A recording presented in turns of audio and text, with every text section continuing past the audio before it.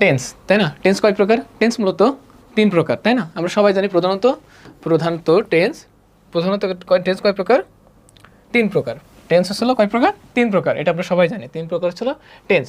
কিন্তু সাধারণত 12 প্রকার। এখন এই সাধারণত 12 প্রকার কি কি? টেন্সের এই 3 প্রকারের যে ভাগটা করা হয়েছে সেইটাই আমরা কি করি, টেন্সের বিভিন্ন নিয়ম ফর্মুলা, এই মানে কত প্রকার কাকে বলে এইসব পড়ে সময় নষ্ট করি। কিন্তু আমাদের মানে আলটিমেটলি পরীক্ষায় কিন্তু এটা আসে না যে টেন্স কত প্রকার মানে কাকে বলে এইসব লেখো। আমরা আগে এইটা খেয়াল করব যে টেন্স মূলত কি।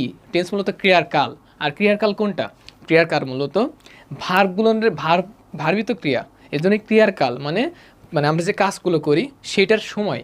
এখন টেন্স মানে আমরা সময় এসব সব জানি যে টেন্স মানে সময়, এবং টেন্সে যে প্রেজেন্ট টেন্স আছে, পাস্ট টেন্স আছে, ফিউচার টেন্স আছে, এই 3 প্রকার টেন্স, তাই তো?